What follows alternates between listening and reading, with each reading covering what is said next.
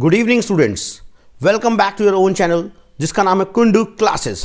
Students, मैंने आपको tense पढ़ाना शुरू किया था और अपनी इस सीरीज़ के अंदर हम प्रेजेंट इंडेफिनिट टेंस कंप्लीट कर चुके हैं। उसके बाद हमने प्रेजेंट कॉन्टिन्यूस टेंस देखा और आज की इस वीडियो में हम बात करेंगे प्रेजेंट परफेक्ट टेंस के बारे में। तो स्टूडेंट्स, बिना देरी किए शुरू करते हैं आज की अपनी क्लास। तो चलिए देखते हैं कि प्रेजेंट परफेक्ट टेंस होता क्या है, इसके यूज़ क्या होते हैं, इसकी हेल्पिंग वर्ब्स क्या होती हैं। तो सबसे पहले स्टूडेंट्स, प्रेजेंट परफेक्ट टेंस की अगर हमें पहचान करनी हो तो पहचान के लिए अगर मान लो कोई हिंदी में सेंटेंस दे रखा है, हिंदी का कोई वाक्य है और उसके एंड में आ है, ई है, या है, ए है, ई है, ये हैं, चुका हूँ, चुकी हूँ, चुके हैं, चुका हूँ, इस तरीके से अगर है तो आपको उस सेंटेंस को प्रेजेंट परफेक्ट टेंस में ट्रांसलेट करना पड़ेगा। बात समझ में आ गई? तो देखिए, इससे पहले मैंने बताया हम दो टेंस कर चुके हैं। जैसे प्रेजेंट इंडेफिनिट टेंस, उसकी पहचान मैंने बताई थी ता है, ती है, ते है, ता हूँ, ती हूँ। और उसके बाद हमने किया था प्रेजेंट कॉन्टिन्यूस टेंस, तो वहाँ पर हमने पहचान बताई थी रहा है, रही है, रहे हैं, है ना, रहा हूँ। तो उसी तरीके से प्रेजेंट परफेक्ट टेंस की पहचान है आ है, ई है, ए हैं, चुका है, चुकी है, चुके हैं, चुका हूँ, चुकी हूँ। इस तरीके से अगर ये मिलता है तो उस टेंस को हमें प्रेजेंट परफेक्ट टेंस में ट्रांसलेट करना पड़ेगा। फॉर एग्जाम्पल जरा देखते हैं, मैंने यह पाठ याद कर लिया है। तो सबसे पहला काम अगर आपको ट्रांसलेट करना है तो सबसे पहले मैंने बताया था आपको पिछली वीडियोस में भी कि सबसे पहले हमें ये देखना होगा कि टेंस कौन सा है। और टेंस पहचानने के लिए जैसे मैंने ऊपर पहचान बताई है, तो इसमें देखिए या है, एंड में आ गया है, इसका मतलब कौन सा है, प्रेजेंट परफेक्ट टेंस में इसको हम ट्रांसलेट करेंगे। उसके बाद मैंने बताया था हमें टाइप ऑफ सेंटेंस पहचानना होता है कि किस टाइप का सेंटेंस है। तो ये देखिए, मैंने बताया था अगर क्वेश्चन मार्क पीछे दे रखा है तो इसका मतलब इंटरोगेटिव सेंटेंस है, और अगर न या नहीं दे रखा है तो वो हमारा नेगेटिव सेंटेंस है, और अगर इन दोनों में से कोई भी नहीं मिलता है तो that is our affirmative sentence. तो ये हमारा एफर्मेटिव सेंटेंस है। देखिए, मैंने यह पाठ याद कर लिया, I have learn this lesson, इस तरीके से इसका ट्रांसलेशन होगा। रीता स्कूल जा चुकी है। अब देखिए इसके एंड में भी स्टूडेंट्स चुकी है, इसका मतलब ये प्रेजेंट परफेक्ट टेंस है, तो इसको हम प्रेजेंट परफेक्ट टेंस में ट्रांसलेट करेंगे, Rita has gone to school. उसी तरीके से देखिए नेक्स्ट स्टूडेंट्स, क्या तुमने खाना पका लिया है। तो एंड में देखिए स्टूडेंट्स लिया है, इसका मतलब कौन सा है, प्रेजेंट परफेक्ट टेंस है। और पीछे क्या है देख रखे हैं आप, देख सकते हैं क्वेश्चन मार्क है, इसका मतलब ये क्या है, एक इंटेरोगेटिव सेंटेंस है। कौन सा है, इंटेरोगेटिव सेंटेंस है। और इंटेरोगेटिव सेंटेंस है तो मैंने बताया, और पहले इंटेरोगेटिव सेंटेंस में भी कौन सा है, पहले क्या आ रखा है। तो मैंने बताया था जब भी पहले क्या आएगा तो जो भी वो टेंस होगा उसकी हेल्पिंग वर्ब्स पहले आती हैं। तो क्या है हमारा जो प्रेजेंट परफेक्ट टेंस है उसकी हेल्पिंग वर्ब्स हैं हमारी हैज़ और हैव। कौन कौन सी, हैज़ सिंगुलर के लिए और हैव जो है वो प्लूरल नाउन या प्रोनाउन के लिए। तो ये आपको याद रखना है, हेल्पिंग वर्ब से पहचान होती है टेंस की इंग्लिश में। अगर इंग्लिश में कोई सेंटेंस दे रखा है और कोई हमसे पूछे कि आपको टेंस पहचानना है तो हमें सबसे पहले उसकी हेल्पिंग वर्ब्स देखनी पड़ेंगी, ठीक है। और कोई हिंदी में वाक्य सेंटेंस दे रखा है और हमसे कोई उससे टेंस पूछे तो हमें अंत से पता चलेगा कि जो सेंटेंस है उसकी एंडिंग किस तरीके से हो रही है, उससे हमें क्लियर हो जाएगा कि वो टेंस कौन सा है। तो देखिए, तो पहले हैज़ या हैव में से एक आएगा, और यहाँ पर सब्जेक्ट यू दे रखा है तो इसका मतलब क्या आएगा, प्लूरल मानते हैं हम यू को, तो हैव आ जाएगा। तो have you cook the food. Next है उसके दोस्त आ चुके हैं। तो एंड में देखिए स्टूडेंट चुके हैं, इसका मतलब क्या है, प्रेजेंट परफेक्ट टेंस का इस्तेमाल होना है। और ये एफर्मेटिव सेंटेंस है, आप देख सकते हैं, क्योंकि या तो यहाँ पे नहीं भी नहीं है और यहाँ पे क्वेश्चन मार्क भी नहीं है। तो हिज फ्रेंड्स हैव अराइव्ड, इस तरीके से इसका ट्रांसलेशन हो जाएगा। अब हम आगे बढ़ते हैं। आई होप क्लियर हो गया होगा पहचान क्या होती है इस टेंस की। इंग्लिश में पहचान है हैज़ या have, as a helping verb आए होंगे और साथ में वर्ब की थर्ड फॉर्म होगी, ठीक है। इंग्लिश में पहचान ये, और हिंदी में पहचान क्या है, आ है, ई है, ए है, चुका है, चुकी है, चुकी हैं, इस तरीके से। जो अगर ये इनमें से कोई मिलता है हिंदी के वाक्य में एंड में, तो उसको हम प्रेजेंट परफेक्ट टेंस में ट्रांसलेट करेंगे। अब आगे बढ़ते हैं स्टूडेंट्स, एसर्टिव जो सेंटेंसेस होते हैं प्रेजेंट परफेक्ट टेंस के, उसको किस तरीके से ट्रांसलेट करते हैं। तो उसमें सबसे पहले इंग्लिश में हमें सब्जेक्ट ढूंढना पड़ेगा हिंदी के वाक्य से। सब्जेक्ट जो हम कर्ता बोलते हैं, जिसने काम कर रहा है या जिसके बारे में सेंटेंस में बात हो रही है। और सब्जेक्ट अगर सिंगुलर है तो हमें हैज़ का इस्तेमाल करना होगा, और सब्जेक्ट अगर प्लूरल है तो हमें हैव का इस्तेमाल करना होगा। और इन दोनों के बाद ही वर्ब की थर्ड फॉर्म आएगी। जो भी काम चल रहा है सेंटेंस के अंदर उस वर्ब का हमें थर्ड फॉर्म लिखना होगा, और एंड में ऑब्जेक्ट या अदर वर्ड्स आ जाएंगे। फॉर एग्जाम्पल ज़रा देखते हैं, लड़कों ने कुर्सी तोड़ दी है। तो सबसे पहले हमें टेंस पहचानना है, तो ई है मतलब प्रेजेंट परफेक्ट टेंस है, पहली बात क्लियर। इसके अलावा क्वेश्चन मार्क नहीं है, हिंदी में नहीं वगैरह भी नहीं दे रखा, इसका मतलब एफर्मेटिव या असर्टिव सेंटेंस है। अब इसके अंदर देखो, लड़कों ने मतलब हमारे काम कौन कर रहे हैं, लड़के कर रहे हैं, तो द बॉयज़ हो गया लड़कों का ट्रांसलेशन। उसके बाद हमें हैज़ या हैव, अब बॉयज़ ज़्यादा हैं तो क्या आ गया है, हैव आ गया है, प्लूरल के साथ हैव आता है, बताया था आपको। और उसके बाद वर्ब क्या है, तोड़ना। तोड़ने को इंग्लिश में स्टूडेंट्स बोलते हैं ब्रेक। क्या बोलते हैं, ब्रेक, ब्रोक, ब्रोकन, तो थर्ड फॉर्म आ गई ब्रोकन। और उसके बाद ऑब्जेक्ट, क्या तोड़ी है, कुर्सी। The boys have broken the chair, इस तरीके से। अब है काली गाड़ी खरीद चुका है, तो एंड में स्टूडेंट चुका है, it means it is present perfect tense. और इसको अब हम ट्रांसलेट करते हैं, एफर्मेटिव है, तो अभय काम कर रहा है, तो अभय हो गया अभय। उसके बाद अभय एक बंदा है तो हैज़ आ गया है। उसके बाद वर्ब की थर्ड फॉर्म बाय, खरीदना को बोलते हैं इंग्लिश में बाय, BUY, बाय की सेकंड फॉर्म बॉट और थर्ड फॉर्म भी बॉट होती है, बाय बॉट। तो वर्ब की थर्ड फॉर्म हमें यहाँ पुट करनी है, तो बाय की थर्ड फॉर्म होगी बॉट। और उसके बाद क्या खरीदी है, अ ब्लैक कार। इस तरीके से इसका ट्रांसलेशन हो रहा है। मैंने उसे पहले देखा है, I have seen her before.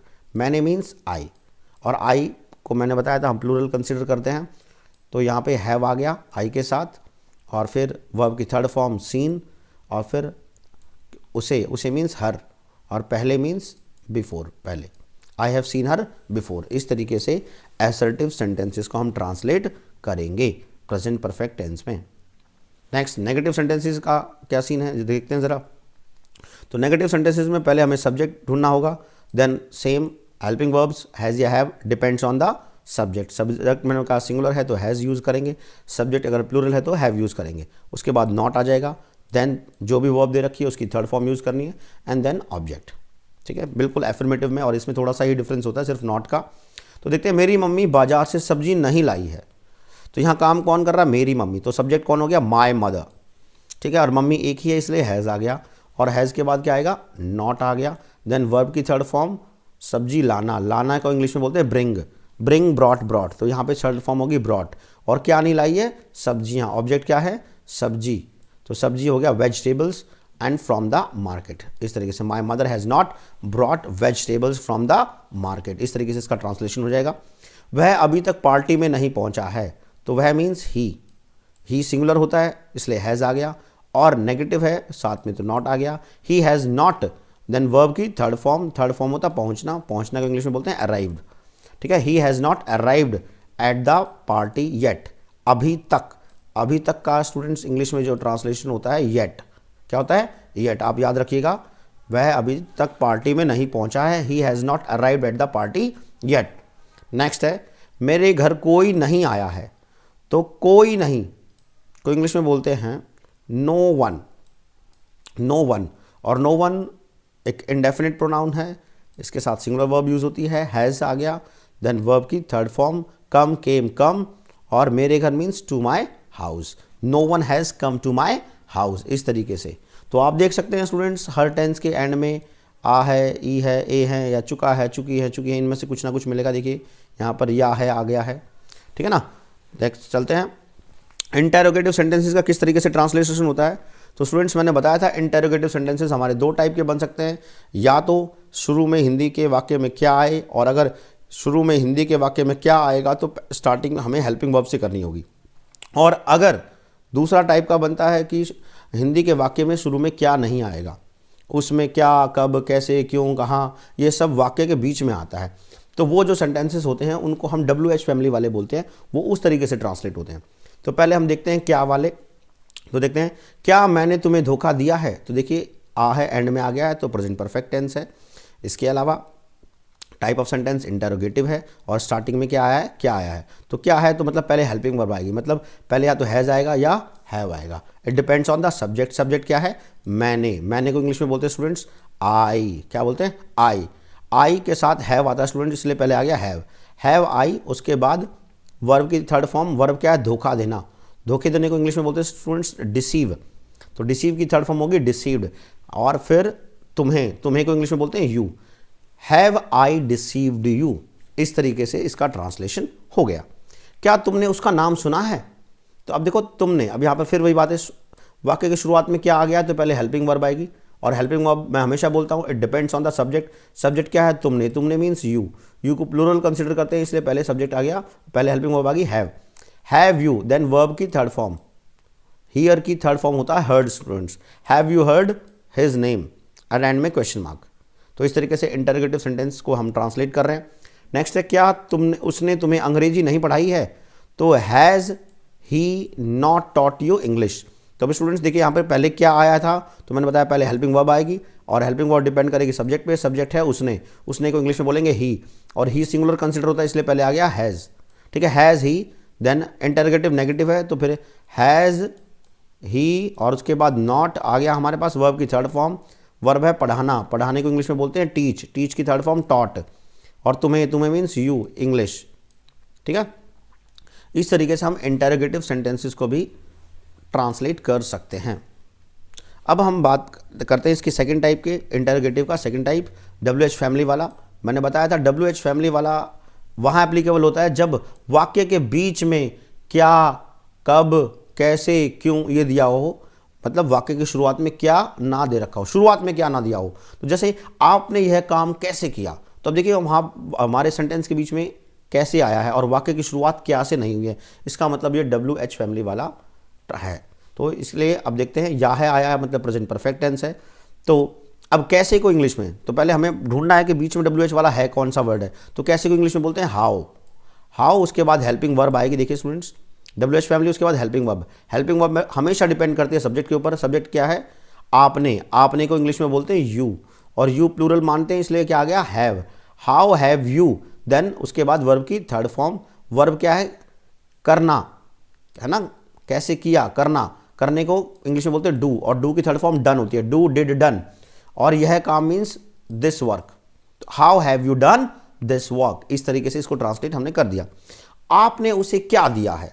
तो अब देखिए स्टूडेंट्स, इंटरोगेटिव सेंटेंस है, या है एंड में, और शुरुआत में क्या नहीं आया है, तो इसका मतलब प्रेजेंट परफेक्ट टेंस है और WH फैमिली वाला है। बीच में क्या आया है, मतलब पहले व्हाट आएगा। ठीक है, उसके बाद हेल्पिंग वर्ब आएगी, हमें पता है हैज़ या have, depends on the subject. Subject क्या है? आपने, आपने को इंग्लिश में बोलते हैं यू, यू मैंने कहा फिर प्लूरल मानते हैं, इसलिए आ गया यहाँ पे हैव, और उसके बाद वर्ब की थर्ड फॉर्म। यहाँ देखिए वर्ब देना, देना को इंग्लिश में बोलते हैं गिव, गिव, गेव, गिवन, तो यहाँ वर्ब की थर्ड फॉर्म आ गई गिवन, और उसे मीन्स टू हिम। तुमने कौन सी फिल्म देखी है? तो कौन सी बीच में आया है, तो कौन सी को इंग्लिश में बोलते हैं विच। स्टूडेंट्स, ये WH फैमिली के ऊपर मैंने रिसेंटली अभी एक वीडियो अपलोड की है। अगर आप अच्छे से इस WH फैमिली को सीखना चाहते हैं तो आप वो वीडियोस भी प्लीज़ वॉच कर लीजिएगा, आपको अच्छे से और क्लियर हो जाएगा। तो कौन सी को इंग्लिश में बोलते हैं विच, ठीक है, और जो है नॉन लिविंग के लिए यूज़ होता है, और कौन सी फिल्म मीन्स विच मूवी आ गया। And then depend helping verb, helping verb depend करती है सब्जेक्ट पे। सब्जेक्ट क्या है? तुमने, तुमने है यू, यू के साथ हैव आता है, देन वर्ब की थर्ड फॉर्म, देखना मतलब सी सॉ सीन। ये सब किसने किया है, हैं, ये सब किसने किया बोलते हैं ना इंग्लिश में हम। तो या है मतलब प्रेजेंट परफेक्ट टेंस है, और किसने बीच में आया है, किसने मतलब हु, ठीक है, किसने का ट्रांसलेट होता है who has done all this. यहाँ पे स्टूडेंट्स देखिए सब्जेक्ट हमसे पूछा गया है, सब्जेक्ट नॉट गिवन है ना, सब्जेक्ट गिवन नहीं है, इसलिए यहाँ पर क्या है, हम सिंगुलर मान के चलेंगे, तो हु के साथ हमने हैज़ जोड़ दिया, हु हैज़, और फिर वर्ब की थर्ड फॉर्म करने को इंग्लिश में डू बोलते हैं, डू, डिड, डन, और फिर ऑल दिस। ठीक है, तो इस तरीके से स्टूडेंट्स WH फैमिली वाले को भी हम ट्रांसलेट कर रहे हैं। आप देख सकते हैं किस तरीके से प्रेजेंट परफेक्ट टेंस के जो सेंटेंसेस होते हैं उनको हम ट्रांसलेट करते हैं इंग्लिश के अंदर। अब बात करते हैं प्रेजेंट परफेक्ट टेंस यूज़ कहाँ होता है। स्टूडेंट्स, प्रेजेंट परफेक्ट टेंस का सबसे इंपॉर्टेंट जो एक यूज़ है वो ये है कि कोई एक ऐसा एक्शन, कोई ऐसा काम जो पास्ट में स्टार्ट हुआ हो और वो अभी भी कंटिन्यू हो, मतलब अभी शुरू नहीं हुआ है, वो पास्ट में स्टार्ट हुआ था लेकिन अभी भी वो जारी है, अभी बंद नहीं हुआ वो काम। ठीक है, और इस केस में हम फॉर या सीन्स का इस्तेमाल करते हैं। फॉर का इस्तेमाल स्टूडेंट्स पीरियड ऑफ टाइम के लिए होता है, जब हमें लेंथ ऑफ टाइम दे रखी हो या पीरियड ऑफ टाइम दे रखा हो, और सीन्स का इस्तेमाल जब हमें पॉइंट ऑफ टाइम दे रखा हो। ठीक है, कोई भी काम शुरू होने का एक पॉइंट दे रखा है कि ये काम जब स्टार्ट हुआ है, तो जब उस केस में हम फॉर और सीन्स का यूज़ करते हैं। जैसे देखिए यहाँ पे, राम ने इस कार्यालय में 2 वर्ष तक कार्य किया है, इसका मतलब है राम अभी भी यहाँ काम कर रहा है। ठीक है, राम ने इस कार्यालय में 2 वर्ष काम किया है, तो देखिए टाइम दे दिया गया है, और या है इसका मतलब प्रेजेंट परफेक्ट टेंस है। क्लियर है? तो जरा करते हैं ट्रांसलेट इसको। एफर्मेटिव सेंटेंस है क्योंकि ना तो हमें क्वेश्चन मार्क नज़र आया ना ही नहीं नज़र आया। तो राम, राम मीन्स कि ट्रांसलेशन राम होगी, राम सिंगुलर है तो हैज़ आ गया, और यहाँ सब्जेक्ट प्लूरल होता तो हैव आ जाता। और फिर वर्ब की थर्ड फॉर्म, काम करने को, कार्य करने को वर्क बोलते हैं, तो वर्क की थर्ड फॉर्म स्टूडेंट्स वर्कड होगी।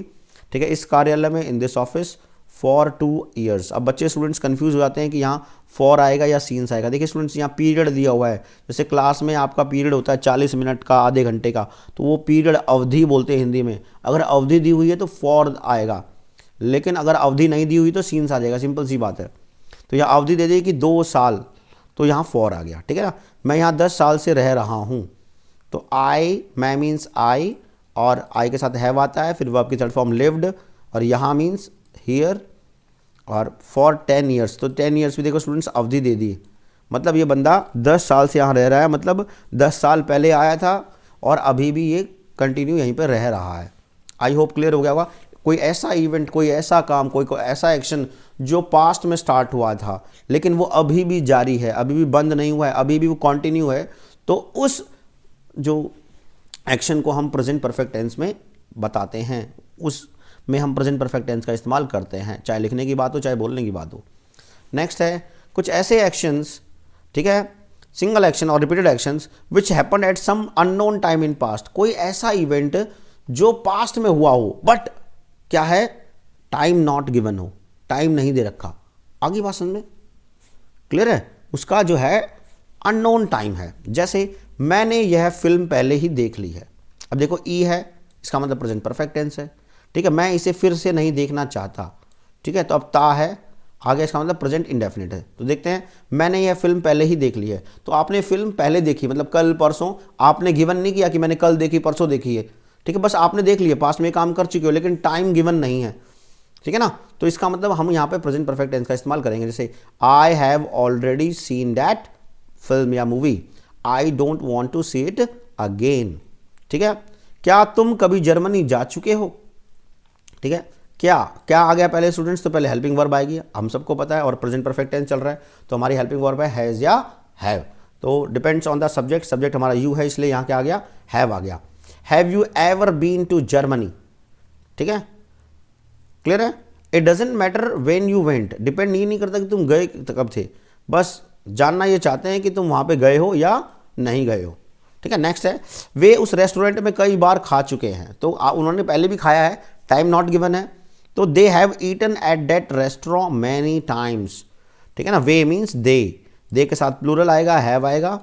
ठीक है, और वर्ब की third form eaten at that restaurant many times. Clear है? तो कोई देखो, पहला यूज क्या था, कोई ऐसा काम जो पास्ट में स्टार्ट हुआ और अभी भी कंटिन्यू हो। ठीक है, दूसरा यूज है प्रेजेंट परफेक्ट टेंस का, कोई ऐसा काम जो पास्ट में हुआ हो लेकिन उसका टाइम अननोन हो। क्लियर है? नेक्स्ट थर्ड यूज की तरफ बढ़ते हैं। ऐसा कोई काम जो पास्ट में हुआ था, ठीक है, लेकिन उसका जो इफेक्ट है ना वो अभी भी आ रहा है, प्रेजेंट में आ रहा है। ठीक है, बेशक वो काम पास्ट में हुआ हो बट उसका जो रिजल्ट है वो हम अभी भी, उसका जो इफेक्ट है वो अभी भी आ रहा है। फॉर एग्जाम्पल, मैंने अपनी चाबियां खो दी हैं। ठीक है, अब ई है, आपको दिख रहा है, दी है, ई है, तो प्रेजेंट परफेक्ट टेंस है। तो मैंने मीन्स आई के साथ हैव आता है, और उसके बाद वर्ब है खोना, खोने को लॉस्ट बोलेंगे। फिर माई कीज, मेरी चाबियां, तो मैंने अपनी चाबियां खो दी हैं, मतलब मेरे पास अभी अपनी चाबियां नहीं हैं। और इसी का चाबियां कब खोई थी, हो सकता है कल खोई हूँ, परसों खोई हूँ, लेकिन अभी भी उनका रिजल्ट क्या है, आप अभी भी उससे मतलब ताला नहीं लगा पाएंगे, है ना, या ताला लगा हुआ है तो ताला खोल नहीं पाएंगे। तो कोई ऐसा काम बेशक पास्ट में हुआ हो बट उसका रिजल्ट, उसका इफेक्ट अभी भी प्रेजेंट में भी हमें मिल रहा है, तो उस सेंटेंस को भी हम प्रेजेंट परफेक्ट टेंस में ट्रांसलेट कर सकते हैं या लिख सकते हैं। उसका हाथ टूट गया है, अब उसका हाथ हो सकता है कल टूटा हो, परसों टूटा हो, टाइम नॉट गिवन है। ठीक है, लेकिन रिजल्ट अभी भी है कि टूट गया है, तो मतलब ही कैन नॉट राइट, है ना। जैसे she is broken her arm, ठीक है, मतलब क्या है, the arm is still injured, अभी वो ठीक नहीं हुई है, रिजल्ट अभी भी है। समझ में आ रहा है? तो कोई ऐसे काम जो पास्ट में बेशक हुए हों, रिजल्ट प्रेजेंट में आ रहा हो, कोई ऐसा काम जो पास्ट में स्टार्ट हुआ हो लेकिन अभी भी कंटिन्यू हो, वहाँ पर भी प्रेजेंट परफेक्ट टेंस होता है। कोई ऐसा काम जो पास्ट में बेशक हुआ हो लेकिन उसका टाइम गिवन ना हो, तो उसको भी हम प्रेजेंट परफेक्ट टेंस में ट्रांसलेट कर सकते हैं। अब लास्ट इसका जो यूज है स्टूडेंट, उसकी तरफ बढ़ रहे हैं हम। तो कोई ऐसा काम जो रिसेंट पास्ट में हो, मतलब जो अभी अभी कोई काम फिनिश हुआ हो, जैसे अभी अभी 7 बजे हैं, इट हैज़ जस्ट स्ट्रक 7, ठीक है ना, अभी अभी 7 बजे हैं। तो ये जो जस्ट जो एक एडवर्ब है स्टूडेंट्स, जहां पर भी आपको जस्ट दिख जाए मतलब वहां पर क्या है, काम मतलब अभी अभी फिनिश हुआ है, और अभी अभी काम फिनिश हुआ है तो इसका मतलब कौन सा टेंस यूज होगा, प्रेजेंट परफेक्ट यूज होगा। क्या आपने अभी काम पूरा किया है, have you just finished work, क्या आपने अभी अभी काम पूरा किया है। पहले स्टूडेंट्स क्या आया है, तो पहले हेल्पिंग वर्ब आएगी, और हमारे प्रेजेंट परफेक्ट टेंस की हेल्पिंग वर्ब है हैज़ या हैव, और सब्जेक्ट क्या है हमारा, आपने, आपने को इंग्लिश में यू बोलते हैं तो यू प्लूरल काउंट होता है, इसलिए हमारा पहले हैव आ गया, have you just finished work, ठीक है। मैंने अभी खाना खाया, आई हैव जस्ट ईटन, ठीक है ना, अभी अभी खाया है। रेल मंत्री ने रेलवे के लिए नई योजना का ऐलान किया है, the railway minister has announced, minister साहब एक ही है इसलिए हैज़ आ गया है, और वर्ब की थर्ड फॉर्म ऐलान करना को इंग्लिश में अनाउंस बोलते हैं, अनाउंस की थर्ड फॉर्म स्टूडेंट्स अनाउंस्ड आ गया, a new plan for the railways, ठीक है ना, रेलवेज के लिए। तो इस तरीके से स्टूडेंट्स ये 4 यूज थे हमारे, ठीक है, चारों यूज एक बार मैं फिर रिपीट कर देता हूं। कोई ऐसा काम जो पास्ट में स्टार्ट हुआ हो और वो अभी भी कंटिन्यू हो, वहां पे प्रेजेंट परफेक्ट टेंस का यूज होता है। दूसरा काम जो पास्ट में बेशक हुआ हो लेकिन उसका टाइम अननोन हो, टाइम गिवन ही ना हो, तो उसको भी हम प्रेजेंट परफेक्ट टेंस में ट्रांसलेट कर सकते हैं। इसके अलावा ऐसा काम जो अभी अभी रिसेंट पास्ट में फिनिश हुआ हो, जैसे यहाँ पे खासकर वहाँ जस्ट आता है, और कोई ऐसा काम जो बेशक पास्ट में हुआ था बट उसका रिजल्ट हमें अभी भी मिल रहा है। तो इन 4 कामों के रिगार्डिंग हम, अगर इनमें चारों में से कोई सा एक सीन बनता है तो हम प्रेजेंट परफेक्ट टेंस का इस्तेमाल कर सकते हैं। अब इसके अलावा स्टूडेंट्स कुछ कॉमन जो है हमारी एडवर्ब्स हैं जिनके साथ हम प्रेजेंट परफेक्ट टेंस का इस्तेमाल करते हैं। They are never, ever, before, yet, already, मतलब इन केस में अगर ये चीज़ें दी हुई हैं तो चांस है कि वहाँ पर प्रेजेंट परफेक्ट टेंस आपका आएगा।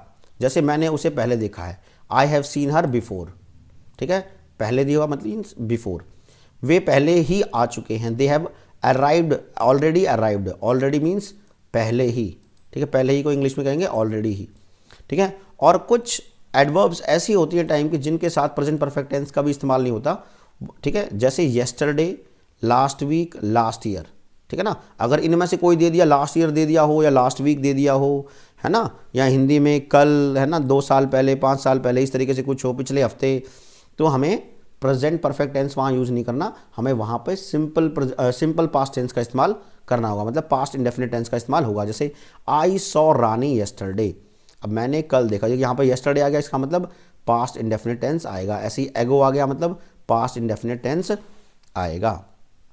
तो स्टूडेंट्स उम्मीद करता हूँ प्रेजेंट परफेक्ट टेंस आपको बहुत अच्छे से समझ में आ गया होगा, पहचान आप आराम से कर पाओगे आपकी कौन सा टेंस है प्रेजेंट परफेक्ट टेंस। इन जो भी अगर आपको कोई सेंटेंस दे देगा तो ऐसे इंग्लिश में भी अगर कोई दे देगा तो आप आराम से हैज़, हैव और साथ में वर्ब की थर्ड फॉर्म देख के क्लियर कर सकते हो कि कौन सा टेंस है।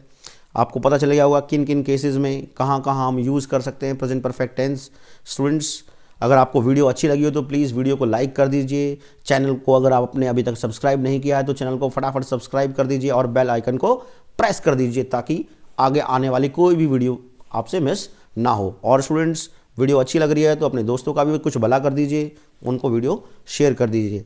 और अगर आपको वीडियो में कोई कमी लगी हो तो प्लीज़ कमेंट सेक्शन में जाके आप मुझसे अपनी मेरी वीडियो की कमी भी बता सकते हैं ताकि आगे आने वाली वीडियोज़ में मैं कोई कमी ना छोड़ूँ।